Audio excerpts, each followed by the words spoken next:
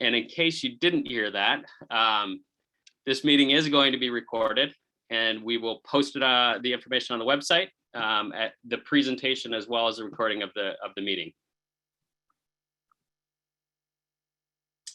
Okay. Jenna, you can go ahead and go to the next slide. And Dimitri. Great. So thanks for including me in the presentation today. The part of the conversation I wanted to go over was sort of how do we get here around conversations related to ownership and governance. And while Peter was right that there was a pause recently, I want to make sure that to point out that I think the pause was specific to a certain set of questions that we had been working on for quite some time.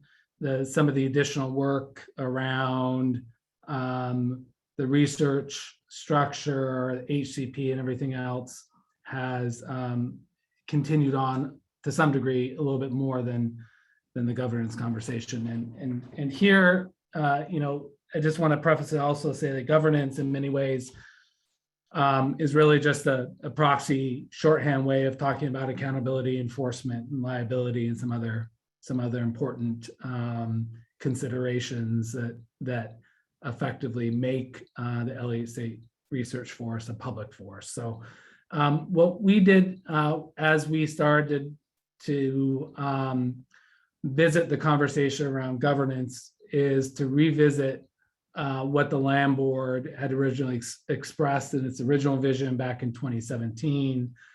And what we've done here is just put it up for everybody as a reminder that the Land Board voted in 2017 to keep the Elliott State Forest in public ownership. And they directed the Department of State Lands to move forward with work to achieve the board's vision with the Elliott that included a number of important provisions that the Land Board articulated. And first and foremost was obviously keeping the forest publicly owned with public access. The Land Board articulated that the goal here is a full decoupling of the Elliott from the Common School Fund, with a compensation for the original assessed value that they were working off of to the Common School Fund that acknowledges the fact that the Elliott, while it was publicly owned, has a unique relationship to the Common School Fund and its beneficiaries, and that revenue off of the Elliott under that original structure needed to go to the Common School Fund. And so decoupling was a key provision. They wanted to ensure that conservation was a strong element of any future Elliott State Research Forest, particularly conservation related to threatened and endangered species on that landscape, while at the same time allowing for a working forest component and some predictability around harvest, particularly for rural communities that live adjacent to the Elliott. And fourth, that one of the goals around keeping it publicly owned is that they wanted to be able to articulate a series of public benefits that would be maintained through a public ownership, and that is ensuring recreational access, using the Elliott to provide an educational resource, a working forest research structure that would also be a place where climate research and fire resilience would allow, and then one that's not here but that can't get lost is that they wanted, and I think expressed in a number of different ways, a continuing relationship with the tribal governments in the area to be enshrined, sort of moving forward around public ownership. So then in the next slide, we'll see that culminated in many ways. The next spot that the land board made a public statement was in December of 2020, when Oregon State presented the Elliott State Research Forest proposal to the land board, and they voted to move forward that proposal.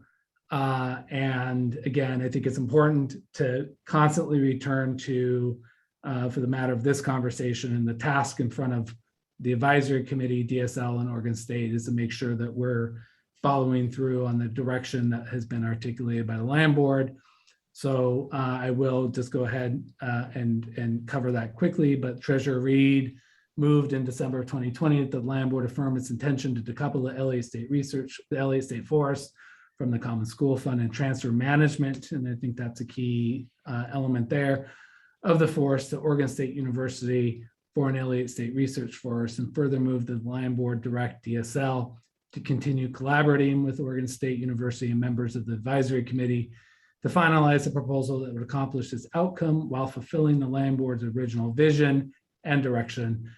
Finally, he moved that the land board further directs the Department of State Lands to provide opportunities for additional public input and to provide us with periodic progress reports prior to bringing the matter back to the land board for authorization to complete the transfer. And I think in this regard, the work that we're doing here will be an important update as we move forward to the land board. So that's it for me. But again, I think it just to underscore the importance that that we're taking our direction from the land board as we continue to explore the notions of what governance looks like. Thank you. Thanks, Dimitri. Tom? Yeah, great. Thank you, Dimitri. And, this just wanting to make a statement on behalf of the College of Forestry and OSU that the commitments that were generated over the last several years and codified in the research proposal remain on track. And we have been working during this pause on a ownership structure that would facilitate that.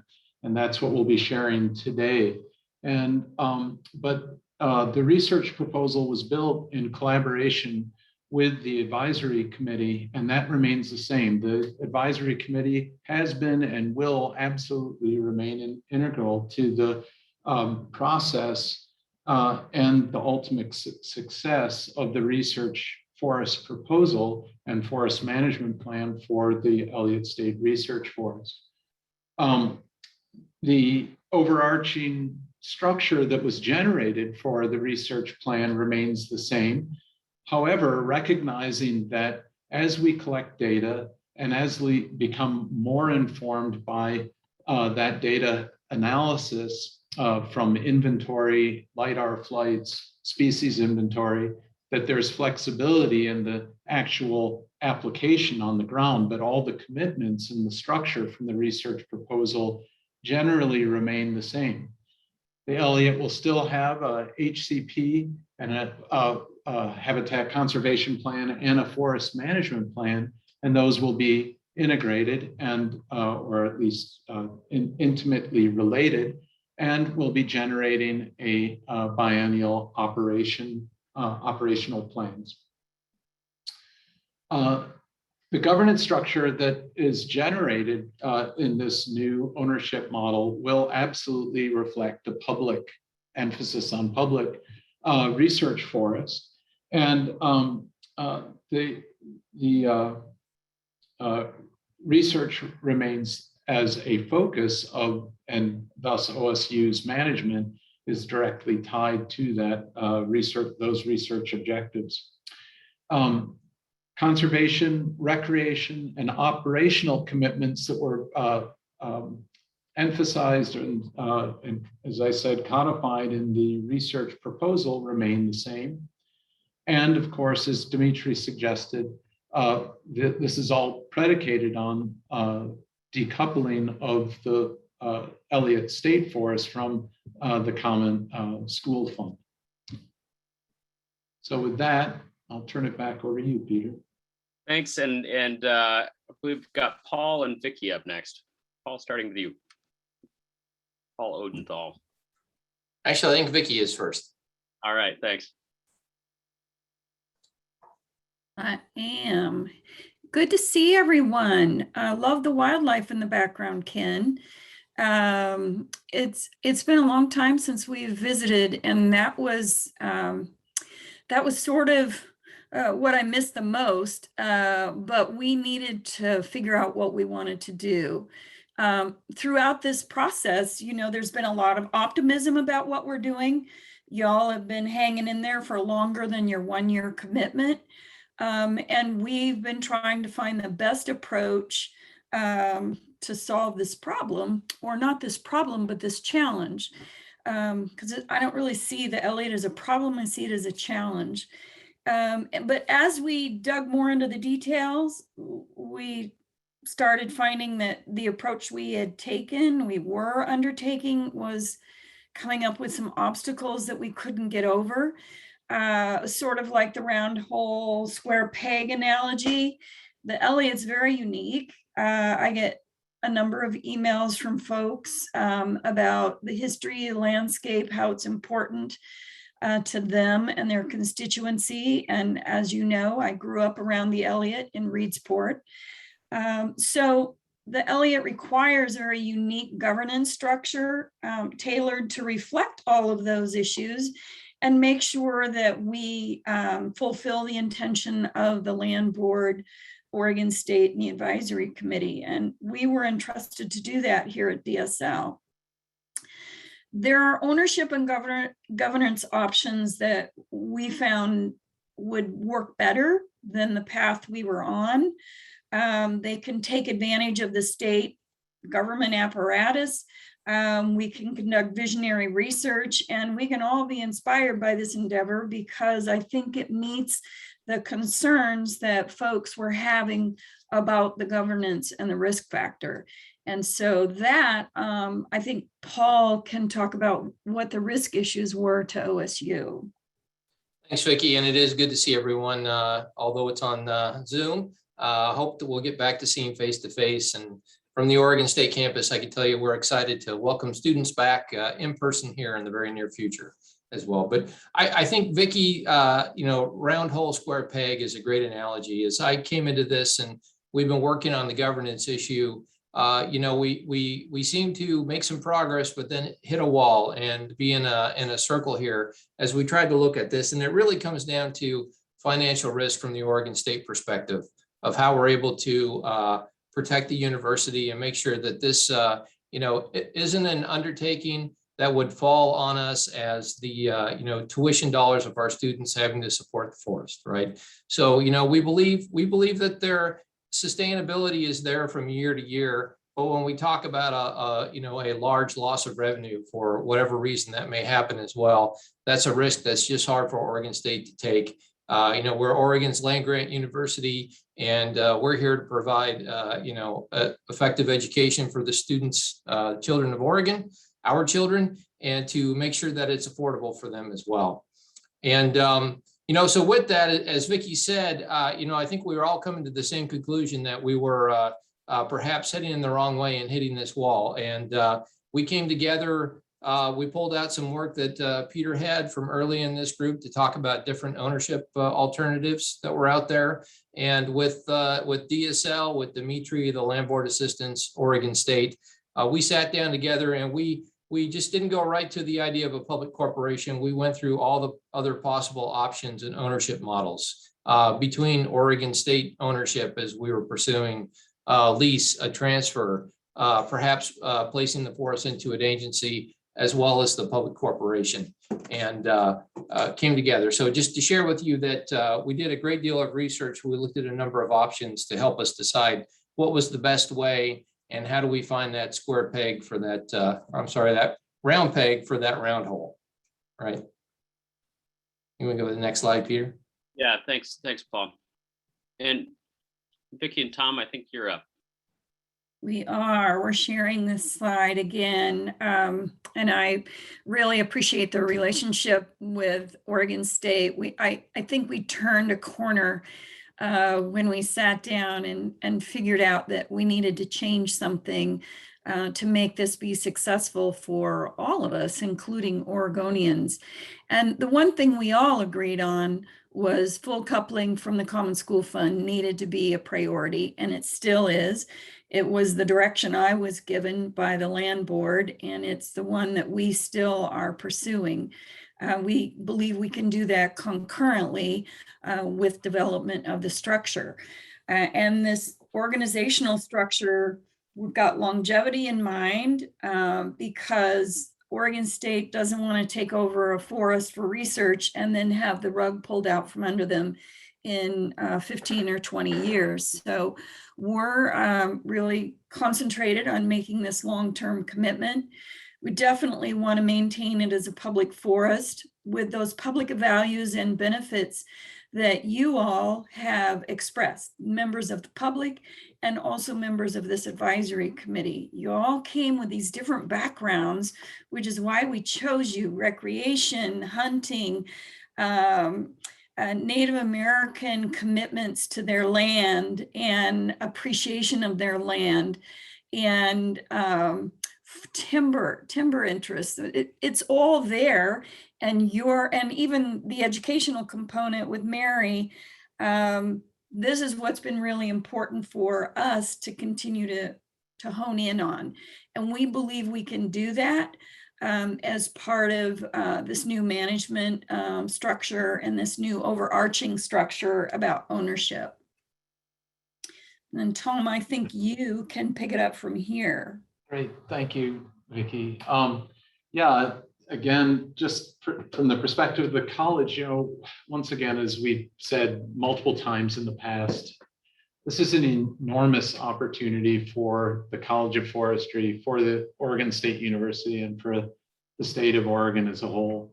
The operational research opportunities where the management is the research and the research is the management is unique at the scale and in this system in which we'd be working in the Elliott State Forest.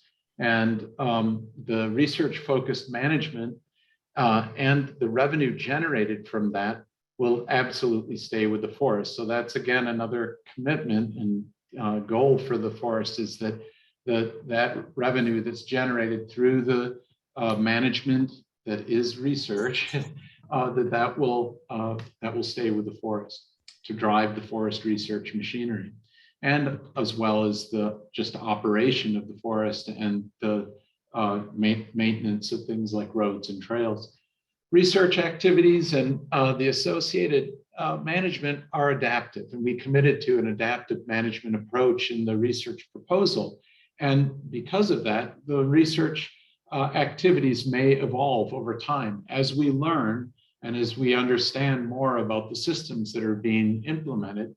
The research objectives and specific applications can shift. There has to be that sort of flexibility as we move into the future, while committing to the long-term objectives of the research, and absolutely committing to that notion of long-term research. There's been so many examples of really important federal research projects that were considered, these were long-term projects, but then were unfortunately defunded and the research discontinued, and all that knowledge that was being built over time is lost. And in this case, we are committing to long-term research and the development of knowledge from that that you can only get from long-term research.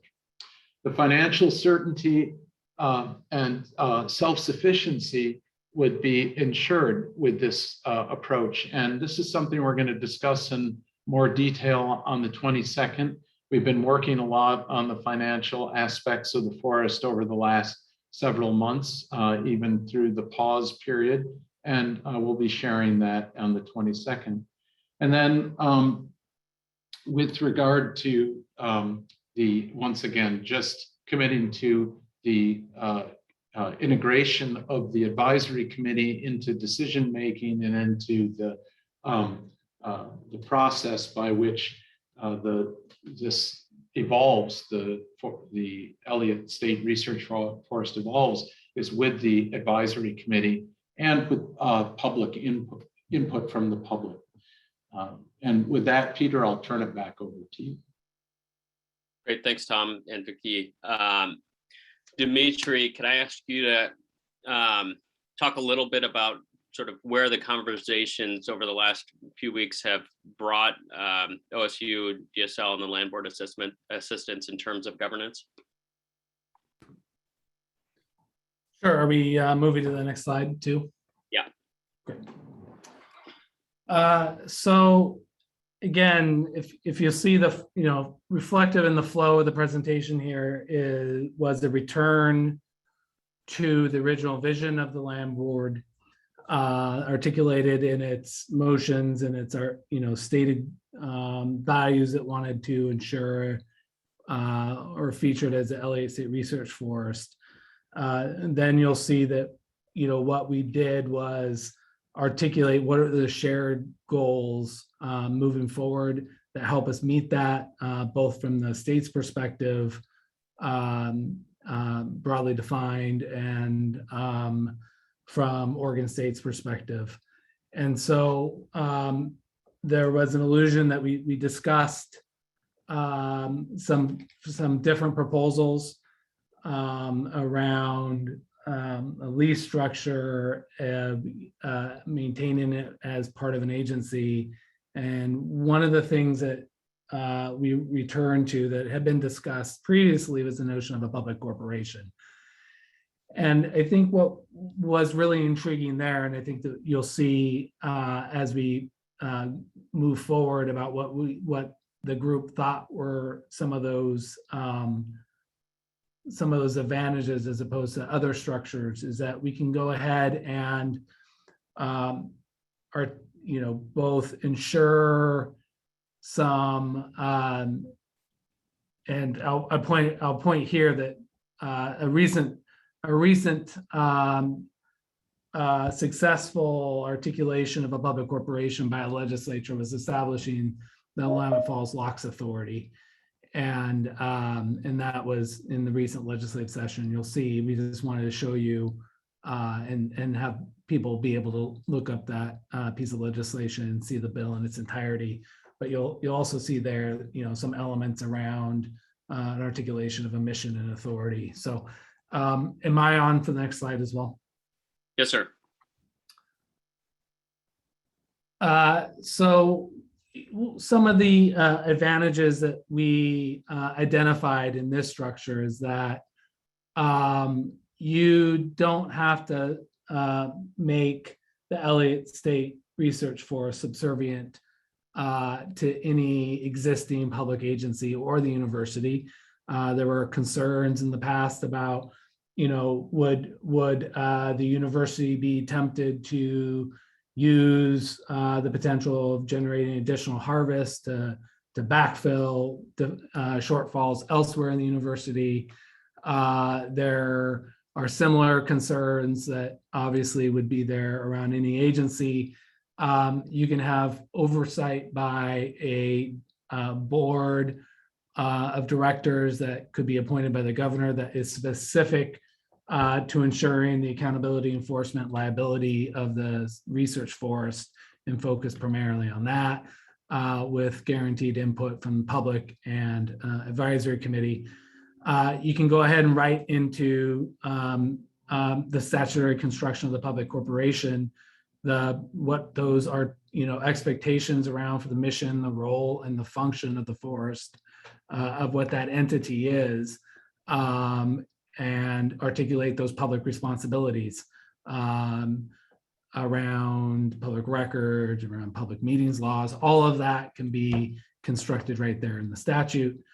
The statute will have to address what the mission, the authorities, the governance, and the public accountability elements are.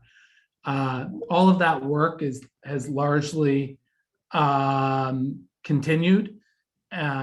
And I don't think the desire was necessarily to revisit every one of those elements, but it really is, what is a structure that best allows us to enshrine the work that has already gone into these discussions around the authority, the governance, the public accountability. And then, one of the things we thought about is, how do you ensure that you have a sort of single flow of management responsibilities within this public entity, but that don't create administrative burdens inside the entity. So you're not having to replicate HR, IT, budgeting, legal, all of those things. And so what we talked about was that there's the capacity to put into the statute the authority for the Elliott State Research Forest as a public corporation to go ahead and contract with existing state entities, whether it's Oregon State or other agencies, to support some of those works without having to necessarily replicate it and duplicate it inside the agency. So we can have a lean management structure that is focused on the research and focused on supporting the research. Thanks, Dimitri. We can go to the next slide, Jenna. So before we, sort of wrap this presentation up and turn our attention to questions and comments from the advisory committee, wanted to take just a minute to sort of touch on some of the key work elements that are going to continue. And again, we'll focus on some of these on the 22nd. And next slide. So for forest management planning, OSU will be the project lead, and we'll be bringing another team member and resources in to support that endeavor. We'll have more to talk about and share with you on that on the 22nd. This FMP will create a template for long-term forest management and adaptive management. It'll work with this advisory committee to help develop that. And we had a small group of folks that were working alongside OSU and its team, and we'll be reaching back out to you to schedule the next conversation specifically focused on the FMP and beginning to integrate these additional resources into that conversation as well. And as many of you have talked about, the FMP is both informed by and will inform the HCP, and we'll have more to share about the HCP. That'll be an important agenda topic on the 22nd. That's actively being drafted right now with DSL in the lead and working closely with OSU to ensure that it's reflective of the research priorities. And the plan is to submit that this month yet. Next slide. On governance, again, much of this is what we've been talking about today. You all are going to have a really important role, advisory committee members, in the coming months as the details of the governance structure are worked out, including some of the things that Dimitri just spoke to: public accountability and oversight, including potentially the sort of the structure for a board appointment and process, the organization and decision-making structure, as well as sort of through that development, the continued engagement of the public and the advisory committee, but also into the future. What does that look like? The financial modeling Tom talked briefly about, but the commitment to financial self-sufficiency of the forest is still there and a fundamental element of this. The modeling and budget scenarios should be ready to discuss with you all at the September meeting. And there's an ongoing desire to integrate a carbon project into this effort, and we'll want to continue to work and talk with you all about that. And for our final slide, I think we've got two more topics, both legislation and decoupling. And Dimitri, I wondered if you wouldn't be willing to talk a little bit about this in light of kind of the previous slides. Sure. With obviously the caveat here that I can't speak for all three land board offices. I can only express the thoughts of our office, of the treasurer's office. Obviously, a public corporation require legislative enactment. There I think there's the ability to be as prescriptive as we want in that legislation. And so that's the work, I think, of the advisory committee moving forward, is figuring out how do we sort of move many of the agreed to pieces that already exist in those previous conversations into the structure of a public corporation. Those pieces that had not been agreed to, obviously that's going to have to be also a focus of the conversations of the advisory committee that can be articulated into that legislation where appropriate. I think there's interest, obviously, finding the ability to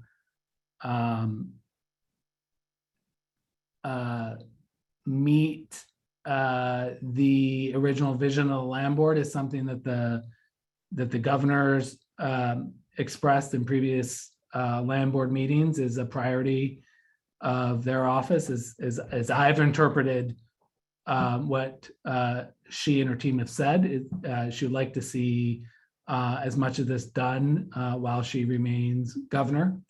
And so there's obviously a conversation that needs to be had with the land board members about timing of legislation. Obviously, we have the ability to do something in 22, and what there's flexibility, obviously, when you introduce legislation about operative dates and all of those things. So there's work there about which pieces need to get articulated when between the 22 session and the 23 session. And then we have work that had been ongoing around identifying opportunities to meet the land board's obligation to the Common School Fund beneficiaries around decoupling. Those conversations become much easier to have with those that control budgets when everyone is of a shared opinion with momentum behind them, and we're all speaking with one voice with a lot of energy. So those identifying opportunities continued, assuming that this is a viable opportunity moving forward, will allow us to expedite some of our decoupling conversations, again, with partners in our federal delegation, as well as those responsible for elements that might need to be identified in the state budget process. So the extent to which we can get everybody rowing in the same direction, I think will help us accelerate some of those decoupling conversations. Thanks, Dimitri. I think let's try to go back to the participant window here. We can stop sharing and see if we can't see each other a little bit. One thing that Dimitri was implied in what you just said there, but I didn't highlight at the outset there, the work going forward is in fact that December of 2022 date, which remains the goal for finalizing the work of this group and related to the Elliott. So keep that in your mind as you think about all of this. Before I open it up for questions, one of the impacts of these virtual meetings is you don't get to see everybody as they enter. And I neglected to realize that Colin Beck was here with us today representing the Klutzy. Colin, do you want to just take a second to introduce yourself real quick? Sure. Can you hear me? Gotcha. Hi. So my name is Colin Beck. I'm the Forest Lands Manager for the Confederated Tribes of Coos, Lower Umpqua, and Siuslaw Indians. You probably know Stephen Dringa, who was in this position before me. He's left the tribes here and has taken a job with the Lummi Nation up in Bellingham, Washington. So I'm filling in on his behalf. We've worked together here at the tribes for the last little bit over 2.5 years, and he's kept me pretty well informed on the Elliott. So I'm hoping I don't have too much catching up to do. My own background, I have 20 years experience in forestry and natural resources management, including about 6 years in Indian forestry. My own interests are in forest hydrology and managing public forest lands that provide for multiple benefits. So I'm personally excited about all the opportunities that the Elliott provides for advancement in those areas. And then, of course, the Confederated tribes have a unique interest in the Elliott due to the Elliott being right smack dab in the middle of the tribe's ancestral territory. So good to see you all, and I'm looking forward to participating and contributing in the time to come. Thank you. Colin, and welcome. And then one more, I apologize for doing this, the gap between the presentation and the questions, but this just feels too important to not acknowledge, is that Malia Masiba has joined us today. And Malia, as many of you are aware, was out with health issues. And Malia, I wanted to welcome you back with this group, and wondered if you wouldn't want to say a couple words. Yeah. Hi, Peter and everyone else. It's like I told Peter earlier, it's good to be back. But when I signed on and kind of took a look around the virtual room, I realized it's good to be back in this room with you all. I know there's a couple of new faces, but I'll just take a quick second and say hello. I'm back. And you'll probably see me for the most part from here on out. And thanks for everyone, who has been supportive while I've been gone. I really appreciate it. And I really appreciate everyone still sitting in this room from either the land board, OSU, the public side. I think that a lot of us who are here knew beforehand, but the Elliott is certainly a lesson that significant public policy sometimes takes a significant investment of time if you really want to do it right. And I'm looking at a lot of new information, but it looks like that's still the track that we're on. And so, I think these things rarely look like you intended them to from the beginning. Like your first pass isn't what the final draft looks like. And I think that's a colossal tribute to the public process. And so thanks for all of you here and being a part of that and letting me step back in. I look forward to it. Thanks, Malia. And we're all really happy to see you back. Thanks. All right, with that, let me open it up to questions, comments from the committee. We've got about a half hour right now to gather up questions. We'll do our best to begin to address some of them. But again, we recognize that 30 minutes is probably not enough to be able to answer all the questions and comments and fully embrace a robust discussion on the topic. So we'll look for more time in the 22nd and more time beyond that if we need it. But any comments, questions to kick us off here?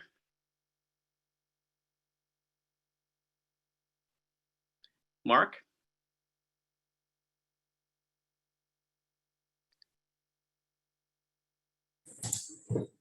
Yeah, thanks, Peter. And nice to see everybody again. And thanks for the update and the information from Dimitri, Vicky, Tom, Paul, and company. I appreciate the thinking that's gone into all of this and can see that you are obviously working to solve for some of the problems that have been sort of challenging to us collectively as we went through it. So I can see that the structure, the concept you're thinking about, offers some of those solutions, if you will, to some of those issues that were high centering us. It does in some ways raise as many questions as it answers, but I guess just in no particular order. I was wondering if you could talk a little bit, and I don't know, maybe this is for you, Tom, or Paul, the previous, structure as the model that we were working on, the governance model. Obviously, OSU was responsible for managing the forest. We had an advisory committee. It was clearly an advisory committee, not a decision-making body. So now we have a corporation with a board. What's the new sort of vision for how this works? Does the board have responsibility for making decisions? Does the dean, as it's set up previously, have responsibility for making those decisions? What's the interplay there between sort of the public corporation, their board, and OSU? If relative to what was envisioned previously with the advisory committee. Yeah. I'll start that off, Paul, and I'll turn it over to you. And Dimitri, you might want to jump in on this as well when thinking about the public corporation and the legislation that would go into the establishment of a public corporation. But as we indicated, the advisory board remains, and we envision the college continuing to work with the advisory board in the same manner in which we described it earlier. However, with the governing board associated, or the board of trustees associated with the corporation, having the sort of put in place of the university administration, higher administration is having oversight of the practice on the forest. So in that regard, my understanding is the sort of devil's in the details of how the legislation is written out for the corporation, but that can be clarified and determined in that process. But not that much changes with regard to the OSU's. We even with the ownership structure that exists before, not that much changes with between the management relationship to that ownership structure and this structure, as far as I understand. Paul, I guess, Tom, I was going to say tongue in cheek. It seems like gives you, Tom, 2 boards of trustees to report to. It does. Yes, it does. Yeah. And that's what there is a lot of details to be worked out on how this will function as well.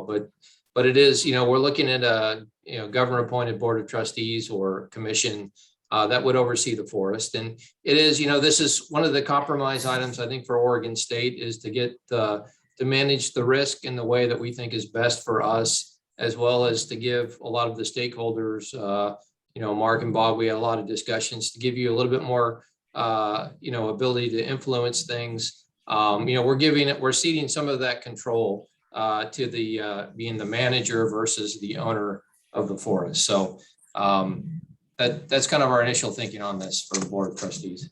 I think one piece of that, though, is in terms of, well, again, this, Dimitri, if you'd jump in with the, discussing the legislation that goes into establishment of the corporation, these things can be, detailed out in terms of board membership, and, the dean could have a position on the board, and the or specific board advisory board members could potentially be on the board.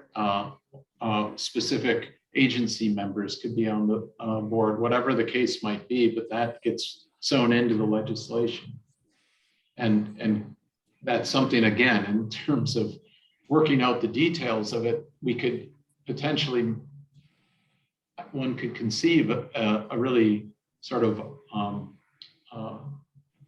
an ideal operating situation, as opposed to thinking of it, it's as a problem, of 2 masters serving 2 masters. But if the legislation is done right, it could be actually a really almost ideal circumstance for the management of this public forest. Thanks, Tom. And Dimitri, anything you'd want to add? And then I'm going to go Ken and then Yeah, Bob. I was just going to quickly say that I don't think the intent was to revisit the management responsibilities that had already been identified around Oregon State College of Forestry and the research structure that articulates it, regardless of whether it was, kept with DSL and effectively assigned management responsibilities and another contractual way to Oregon State. The issue wasn't so much, I think, to subvert sort of the day-to-day responsibilities that had already largely been articulated. I think it really is about accountability and enforcement. What is the right state structure to ensure that the full breadth of public values and responsibilities that are attached to the forest are equally being looked out for, and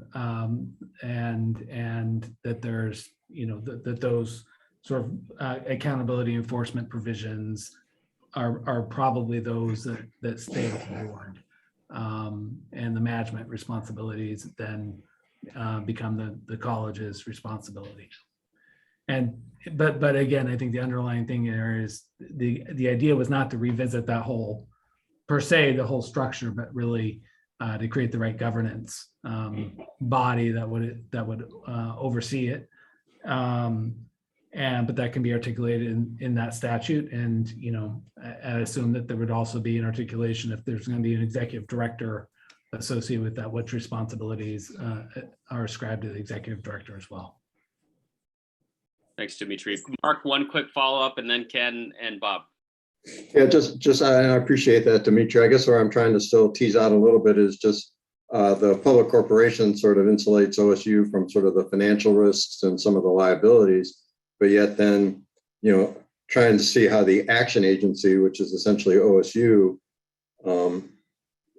interacts with the board. And it sounds like the board has some responsibilities, but the action agency, you know, is still the primary go. So sort of the interplay there. I mean, you alluded to how it can work, but that's where I see the parts to get sort of sorted out more, need some energy. I think your statement there, Mark, is an operative one. Thanks. Ken, and then Bob. For starts, I really appreciate the questions Mark just asked. I had some of that same. I know our struggle for at least some of us, present company included, has been how do we deal with the governance issue? At this point, I've got a whole new set of homework here to help myself understand what a public corporation means.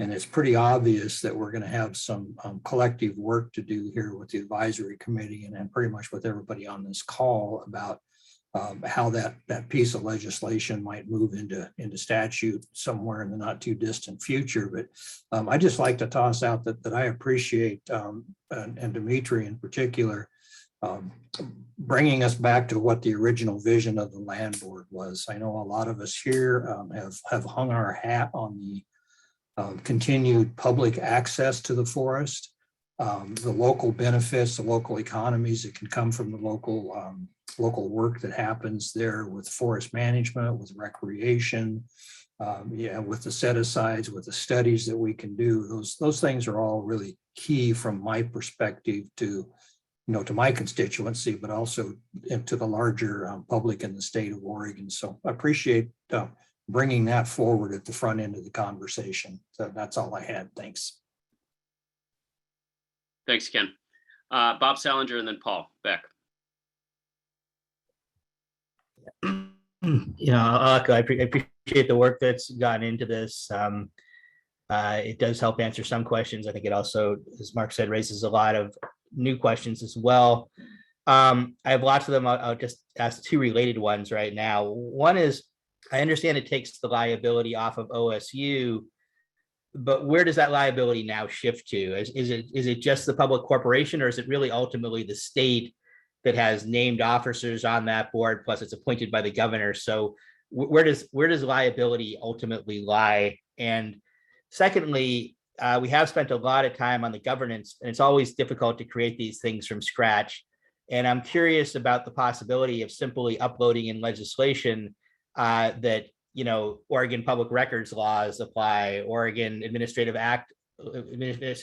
Procedures Act applies, and just name the statutory numbers and just lay those into this so that we don't really have to recreate the wheel there.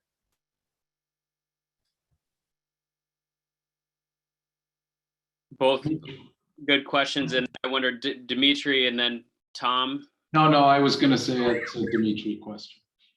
Gee, thanks. I mean, I will preface everything with those two caveats, right? Is that there is some flexibility of what gets written into the statute. And second of all, the goal is really to enshrine those elements that have already been agreed to by the advisory committee that are consistent with the land board's direction and values.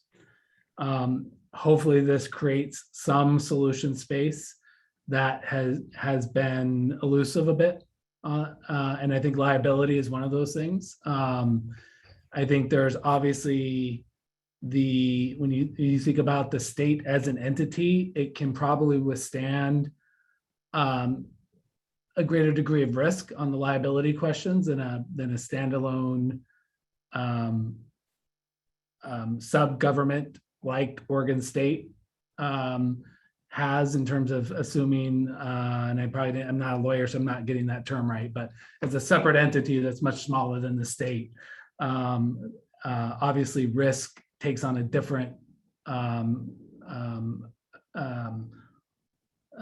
importance for Oregon State than it does for the state. But I also think at the same time, there are liabilities associated with the policy choice to maintain the Elliott as a public forest that probably are best assigned to the state. So, if this had been a forest that the state had been and citizens of the state have been willing to see go off as a private forest, then without any prescription about what those public values are, then that's a different calculation for the new entity. But when you have a state forest maintaining as a state with recreational access and conservation and public records law and public access in terms of the ability to present concerns to the new public entity, those are things that I think the state had to be willing to maintain some liability in order for the trade-off to be recognized that those public values are being represented. So I know that doesn't answer your specific concerns around liability, but I think what it does is it creates a bigger solution space to get those questions answered. And then I can't remember your second question, Bob. The second part of my question was just, is there any reason why we couldn't simply upload the existing statutory language for things like the APA and public records law, rather than recreating that stuff with new statutory language in the bill that creates this entity? Couldn't we just upload that the current Administrative Procedures Act applies, the current public records law applies, the current open meetings law applies, and just simply take that language and load it on top of this entity? I think, that's a question, hopefully, that when we bring Matt DeVore and DOJ in, he can shed some light into. Again, I think there's flexibility about how prescriptive we want to be in statute. And I don't know if that means that you default is as a public corporation, that when you don't articulate it, that in the legal construction, it connects explicitly, implicitly or not. So Matt would have to be the one that answers that. Some of those things, again, I think the goal here would be broadly defined, that those things that the governance subcommittee of the advisory committee have already largely agreed to, that we don't relitigate some of those outcomes, that those do get enshrined in statute if they need to be, that those things that are still somewhat in flux, and I think the APA and private right of action and all of those things were some of those elements that we were making progress on, but weren't quite there as an advisory committee, probably need to get resolved as part of this full discussion. So I don't want to preordain an outcome simply because we shifted to a different governance structure. I think that's the task in front of the advisory committee, is to land on some of those things in a collaborative way that allow us to meet multiple public outcomes. Thanks, Dimitri. Paul Beck, and then Melissa. Excuse me. Adapting all those state procedures as they exist now would certainly solve a lot of the disagreements that Bob and I have had over the last couple of months, because it would all shift his direction.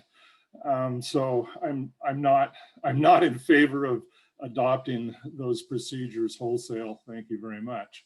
I think we've got a lot of work to do, and I look forward to arguing with Bob in the coming months over those details. up until August 1st, I worked for a board. I answered to a board. I sit on the boards of 3 or 4 different organizations.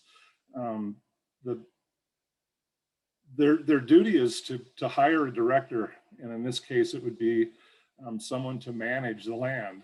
And as I see this, it wouldn't be OSU. It would be someone managing the land for the benefit of OSU's research. OSU would certainly have a lot of input. It would all be based on the work that we've already done, I hope. But that person needs to answer to that board. Otherwise, there's no use of having a board of directors. It's a useless body if they're not directing the person that they hire. So that's my 2 cents. It doesn't make sense to have a board, create a board that has no power of oversight. Thanks, Paul. Melissa.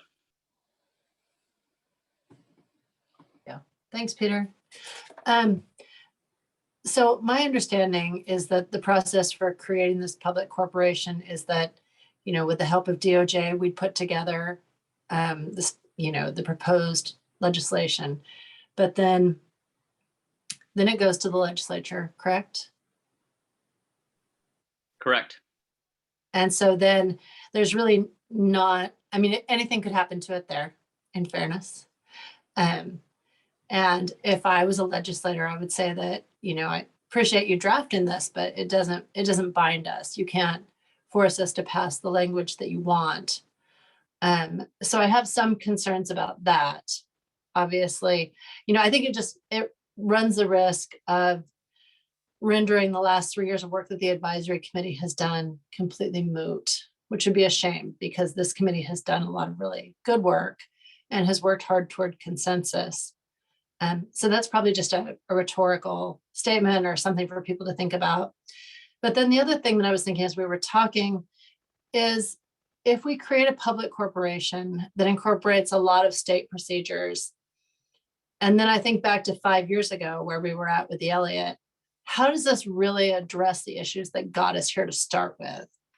Or does it really just bring us full circle and mean that, you know, yes, DSL is out of the loop and Oregon Department of Forestry is out, but have we just created some new entity to deal with these same issues? And that one wasn't rhetorical.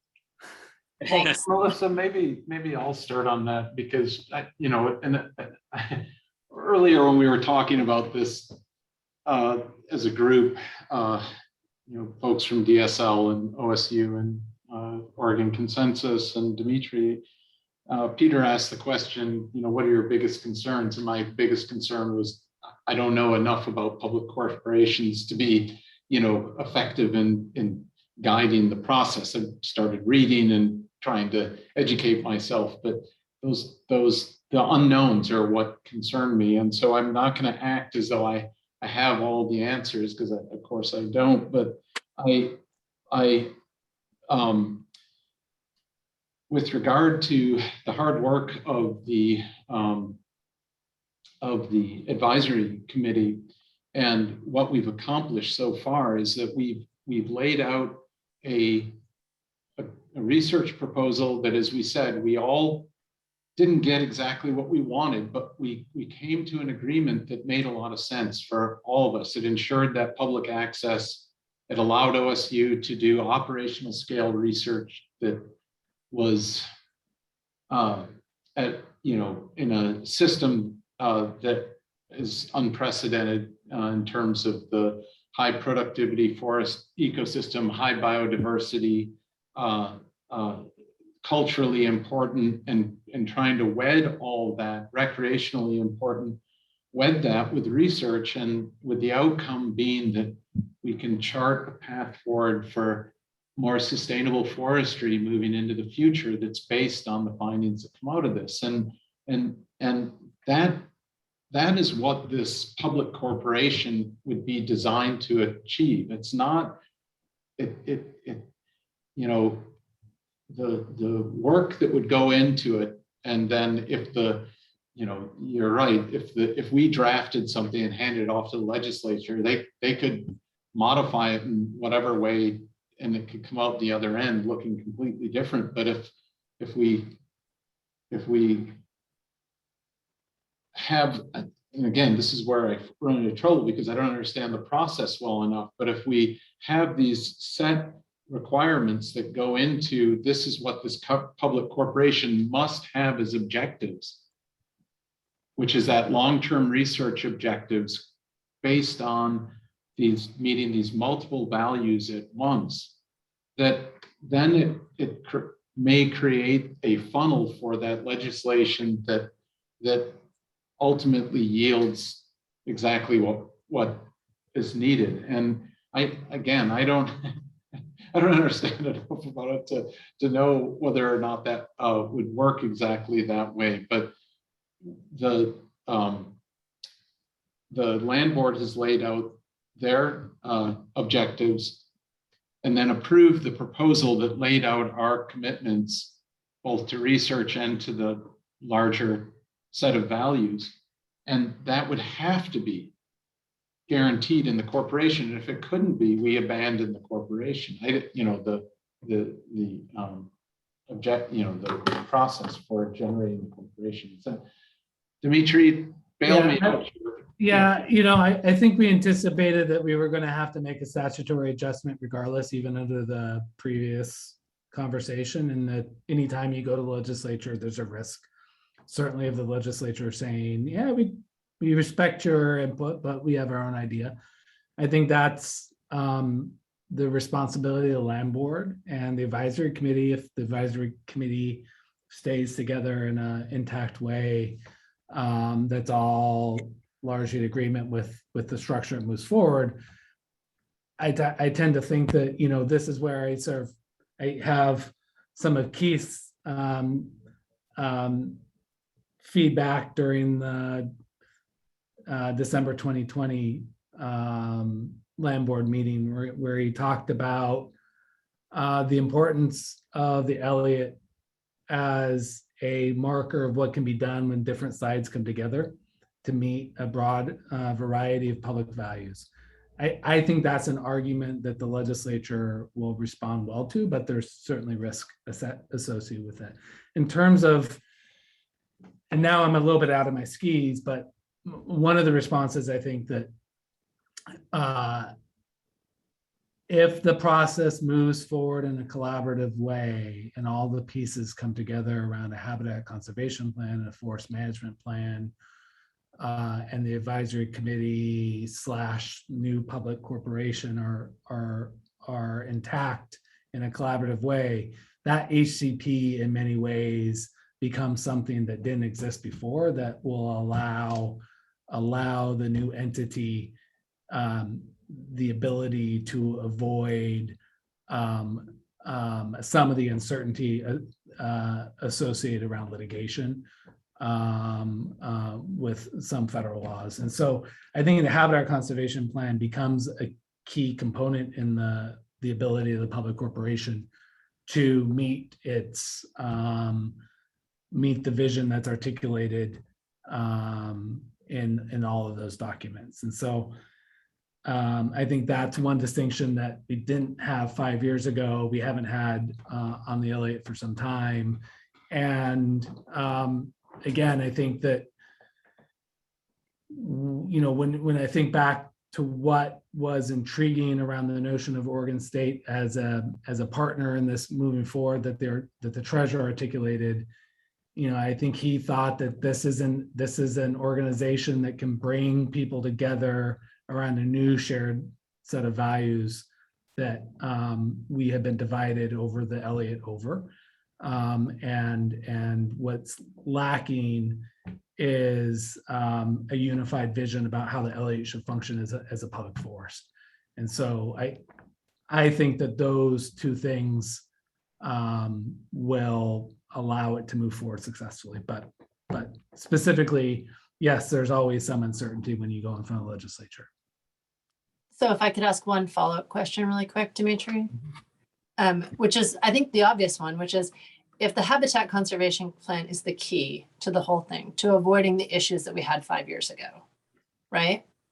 Is that what we just basically, then why not leave, what would be the benefit of creating a public corporation rather than just leaving it with DSL and letting Oregon State manage it? Aren't you encountering, or aren't you taking on a huge level of risk by putting this in front of the legislature to create this public benefit corporation rather than just leaving it with DSL and having it managed by OSU under an HCP? And I'm not advocating for that. I'm just wanting to understand. Sometimes when you're solving a problem, you're so far enough away. You know, and Paul and Tom and Vicky should jump in a little bit. That was in many ways the thrust of the conversation that we had, and the trade-offs. And these are just trade-offs. And so, you know, one of the things that we thought a little bit about is if you have a habitat conservation plan, the liable agency on the habitat conservation is DSL, but it's assigning management on a day-to-day structure to Oregon State, yet the liability stays with DSL. And so there's already a disconnect there. I think my experience has been, and I'm not casting aspersion to any of the existing agencies or agency leadership, but there's always a potential that over time you have changeovers in the executive authority, in the governor, land board. You have changeover in agency leadership. You have agencies with different budgetary constraints. If they're providing direct support, any agency is providing direct support over, let's call it a division inside DSL for argument's sake in this case. It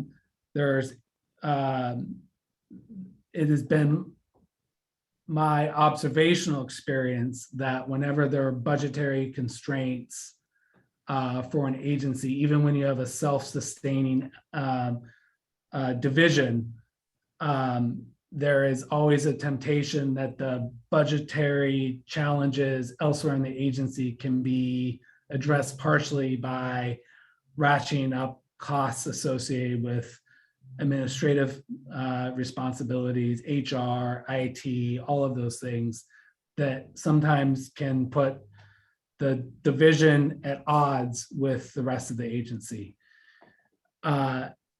I think the singular responsibility articulated in the mission statement around this entity allows for a clear flow of management responsibilities that don't necessarily have the risk of running counter to the rest of the agency, regardless of what agency, whether it's DSL, forestry, ODF&W, it's just, I think it's cleaner. Tom, Paul, Vicky, this was, Melissa, one of the big pieces that we talked about and kicked around was what are the trade-offs associated with that? Thank you. So let me just do a real quick time check here. I think we have enough time. Paul, Beck, I see your hand up. I want to give Paul Unthal and Tom and others a chance to weigh in.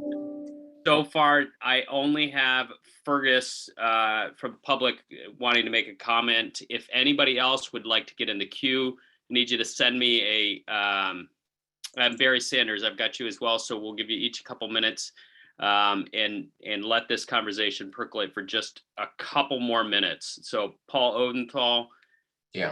And then anybody, and then we'll come to Paul Beck, and then we're gonna go to public comment.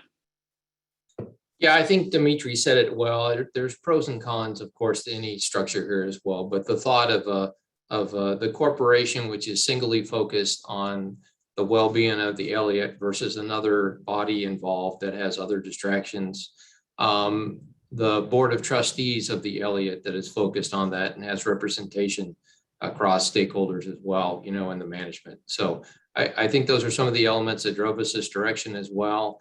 And, to Paul Beck's point earlier, there are some control has to be given to the board of directors, right? And that's, that's our understanding from the Oregon State side, is that this is not, the ownership model. We had control of the forest. We still, OSU, certainly part and parcel to the management, but there has to be authority and responsibility given to the board of directors or trustees. Thank you. And those are great comments from both of you. Melissa, having served in the legislature for 10 years, I get your point. We do take things and sort of work with them and make them our own, which they can do to our own agency at Department of State Lands. The legislature gave us the remove of fill law. They decide what our budget's going to be. They decide what we're going to focus that budget on, and they give us responsibilities sometimes that we don't expect. So the public corporation is less subject to those kinds of risks and changes. As Dimitri alluded to, the land board membership changes. The direction of the department changes. I'm not always going to be in this role. So I think the stakeholders actually have a lot more influence through the public corporation process, and there's less finagling by others. Thanks, Vicki. I'm gonna put a pin in this one and note that this is probably a topic for more conversation the 22nd. Paul Beck, very quickly to you, and then after my last statement, we've got now quite a queue for the public comment. So stay tuned here. Paul? Okay, quick comment and a question. The question is, wasn't there always legislature going to be the ultimate, thing that we had to do? You've got to have legislation to decouple, and anything can happen in legislation, but we were always headed for legislation. So I guess I don't see a fear there, and given the fact that all three members of the land board, the three highest elected officials in the state of Oregon, are in support of what we're doing, I would hope that they could provide the leadership that the legislator needs to do what we're asking them to do. So I don't fear the legislation. It's something that we've always had to deal with. Ultimately, that was the goal. Thanks, Paul. Okay. Like we said at the very outset of this meeting, more to come on all of these topics. Really helpful discussion. Appreciate the feedback, questions, and look forward to the conversation in greater detail on the 22nd. With that, I'm going to give, we're going to turn to the public. 2 minutes per person. To the extent, as a reminder, we're going to try to encourage you to orient your comments to today's topic, which was governance. Reminder that we have full public meetings coming up in the near future on the suite of all Elliott related activities. So with that, Fergus, you're up first. Okay, thank you. Interesting conversation. The Elliott is a hot potato that everybody's trying to get rid of. OSU wants to run it, but doesn't want the responsibility. In my point of view, I need to remind you all that the state of Oregon is more passionate about the Elliott than any single other topic that I've ever been aware of. Everybody cares about it, probably nearly as much as each one of you. And unfortunately, as a graduate of Oregon State, I have to say the timber industry has corrupted science, the science of forestry in Oregon irretrievably. Is evidenced in this flawed plan, as Jerry Franklin called it, an outstandingly bad idea. This compounds the problem by putting another layer of responsibility between the public and the perpetrators. I agree with Melissa. Why not leave it under the land board? They run the South Slough Reserve quite adequately. I love the idea of a board of directors headed by DEQ, the watershed commissions, but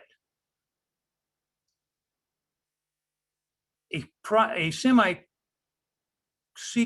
corporation appointed by the governor is going to be very subject to lobbying that OFRI is so good at. Fergus, And about 10 seconds there, buddy. how much? Okay, thanks.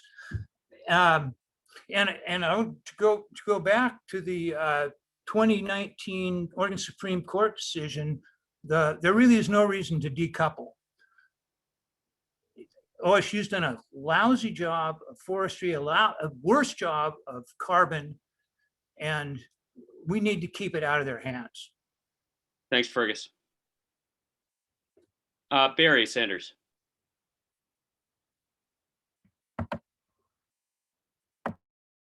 Okay. Can you hear me? You want to start the video? Yes, Barry, we can. We've got some feedback, but Okay. Well, There we go. it's better. I want to save, I'm not going to do what I want to do in 2 minutes, and I find it insulting. I find it vastly, vastly insulting to the public. And I've followed this group for 2 years now or more. And you give us 2 minutes at the end of a meeting to talk, especially now that you're talking about corporations and legal structures about a living forest, I find absolutely insulting. I'm unhappy, I'm disappointed about the way you treat public opinion. I'm even more disappointed in your offhand treatment of the Elliott State Forest. I find it more than slightly eerie that we are still discussing the fate of the forest, and now in legal terms. I find it utterly absurd, given the number of trees that have been burned alive during this summer alone. I find it egregious, given the 2020 Global Biodiversity Outlook warning, quote, "Our loss of biological diversity is unprecedented in human history. That diversity translates as animals, fish, fauna, and the largest and most majestic trees." The authors of the report offer 8 ways to blunt the loss of the erosion of life on the planet. Number 3 on the list is the preservation of our forests, of every single tree. The scientists who drafted the Global Biodiversity Outlook argue that if we were to leave all the forests of the world untouched and uncut, we could pull enough CO2 out of the atmosphere equal to the removal of all cars from the road for an entire year. What are we doing? The earth is in danger of collapse. No one in this last couple of years have I heard global warming, fire. I haven't even heard northern spotted owl but twice. No one sane or informed or reasonable can doubt the truth of that. The latest UN-backed report confirms it. Everyone in this virtual room. Barry, just a few more. No, and yet here we are debating the fate, not just of a forest, but of the last old growth forest, trying to calibrate and something crowned as the conservation overlay, just how many trees and of what age will be cut and which will be left to grow, or how much habitat in our largesse we will grant to the northern spotted owl, and how much river room to the salmon. Please, in 2021, Hey, Barry. in the face of climate catastrophe, this is a whistle in the face of wind, a fiddling while whole towns burn up and blow away, and we're talking about corporations. Thank you. And sorry to have to cut you off. We've got a few other people waiting that want to have a little time here too. So I want to honor them as well. Appreciate that. George Hutchinson. Hi there. My basic, start my video? Oh, I get to start my video now. Okay, well, I just started my video too. Can you hear me? Yes, sir. Good. My basic concern with this committee and the process, as I've witnessed it for the last year or so, is that I find the committee highly unrepresentative of the Oregon public. I find there are far too many folks on this committee who have direct connections or economic interest in the continuation of the current practices of the timber extraction industry. I do not think that the committee overall, even though you've reached some consensus, is concerned to the extent that the majority of Oregonians are about preserving the integrity and the effective aid and help that a healthy Elliott State Forest gives all of us. And until recreation industries are represented on this committee, and until a lot more ecologists and scientists, and even a much broader spectrum of the science community in the Oregon Department of Forestry, who are currently voiceless in the assessment and analysis of the Elliott, are included in this committee. Folks like me, and I think that includes a majority of Oregonian citizens, are not going to trust what you folks come up with. That's all I have to say. Thank you for your time. Thanks, George. And want to note that Ronna Foster from Corvallis also sent a message with a similar comment suggesting that addition of a forest ecologist and a professional biologist, independent biologist to the committee. Thanks, I'm George. glad to hear that. I do not know her, but good for her. And Peggy, you're up next. Peggy Lynch. Got it. Thank you very much. I just want to say that the League of Women Voters of Oregon, Peggy Lynch. The League has focused on governance and financial. So this is an interesting proposal. We will be following this issue. I really just wanted to put a couple of things on the record for your September 22nd meeting. Is there a plan to do a new appraisal? Is the 120 million to decouple, which was not discussed today, except that it was highlighted as the most important thing to discuss. I want to know what the answer is on that issue. And the other one is, with the public corporation contract for the administration cost, who pays? Part of the forest revenue or responsibility of the state? Thanks very much for all your work, everybody. Thanks, Peggy. Appreciate the questions. And next, Anne Marie.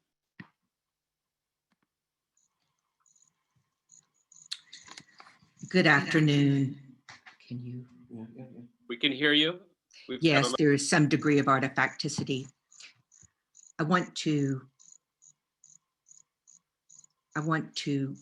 reinforce what Fergus McLean, George Hutchinson, and Barry Sanders have said. I haven't heard a word about the forest. It's the summer of 2021, the National Interagency Fire Center says that this has increased since I looked last, 104 fires raging across over 2.5 million acres in 12 states. Fledglings are leaping out of their nest. I haven't heard a word about a single tree during this meeting, like so many others, not a single word about an animal. Instead, I've heard nothing but defeat, legalism, proceduralism, legerdemain, corruption. With all due respect, given the situation, I call on any scientist in this group, any environmentalist in this group, any activist in this group, anybody in this phone call to withdraw from the process. This isn't working. This isn't working at all. Hannah Arendt said about another technological development that the scientist and the others didn't understand something very simple. They would be the last to be consulted in the end. Do not lend your names, your good reputations, your hearts and devotion, lifetime devotion to this process. It seems to me corrupt to the core. You're not interested in public values at all. You're going the biggest runaround I've ever heard of in my life in order to try to create a specious public corporation when you don't even listen to public values, as you call them, at all. I have many, many questions as well besides this comment, but that's my major plea. Withdraw from this process so that we can begin another mode of protecting the Elliott State Forest from greed and corruption. That's all it is. This isn't about research at all. Oregonians, the vast majority of us, do not consider this to be an appropriate measure at all. Not only do we not trust this measure, we are going to fight it. You can bet your bottom dollar on it. Thanks, Anne Marie.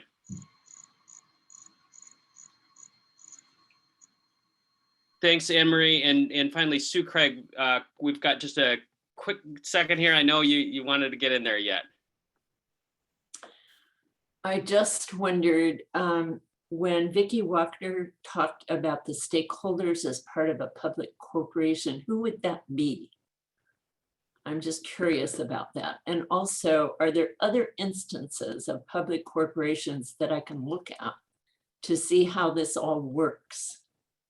Great, thank you. And we will be sure to address that on the 22nd. And as a point of reference on the final question, the Willamette Falls Locks Authority was one that was pointed to during this meeting as the most recent example of a public corporation being established, and another that is often talked about as both OHSU as well as the State Fair.